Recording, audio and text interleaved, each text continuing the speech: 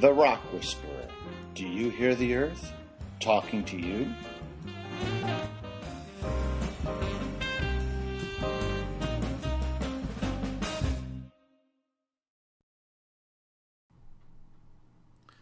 Unit 7-6, How do streams carry sediments? So in this particular section, we're going to talk about how the streams carry sediments. We talked about how those sediments get to the streams by a couple of different reasons. But now we're going to talk about what happens once they get into the stream. So there's actually three main ways that a stream can carry sediments. One is through suspension. And we can look at this picture, and this was a great picture because it actually shows that all three that we're going to talk about that we need to know.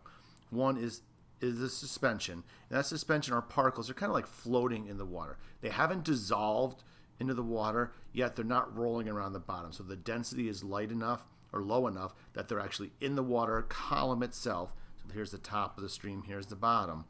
We can see that those are going to be kind of just drifting along somewhere in that water column. We talk about things being in solution like they are here, and it kind of just looks like a little white cloud here. Those are minerals that have dissolved, whether it's halite or another type of mineral that might have a really low number on Mohs hardness scale. Small pieces have been broken off enough that they're fine powder that they will dissolve in the water easily. Those will flow. Eventually they can precipitate back out, helping form sedimentary rocks. And the other is called bed load or rolling. And what that is, the rocks that are on the bottom, those rocks are going to tumble, they're going to roll, and they're on the bed of the stream. So that's where you get the term bed load from. And they're going to bounce off each other, and they're going to hit into each other, and they're going to continue to break off pieces. That's why the stones become round. But they're also going to break off smaller pieces that might stay behind.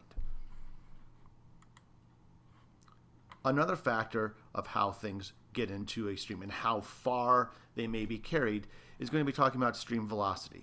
Now, we talked about this earlier in one of the other slides, and when we talked about that, we're referring to the slope and the discharge.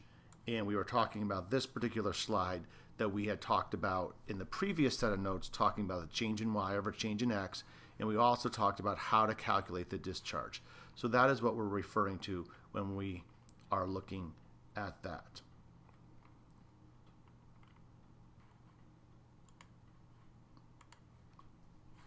We can also talk about how fast or how slow a stream is moving.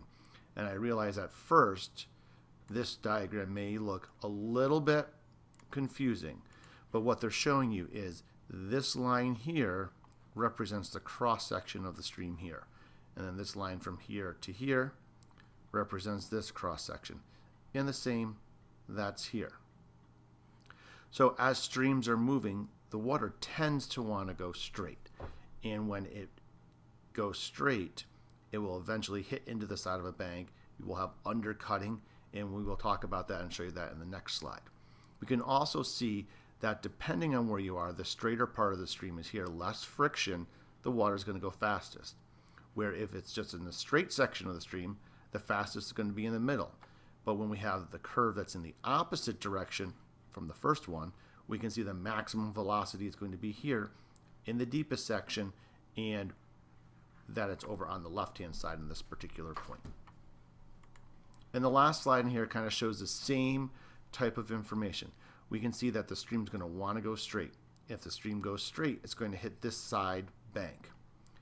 When it hits, it's going to carve out part of the bank. Well, the water on the inside part is going to slow down, and it's going to deposit material. So if we look from A to A prime, we can look from A to A prime up here, and we can see what is going to happen, how that's going to be cut out.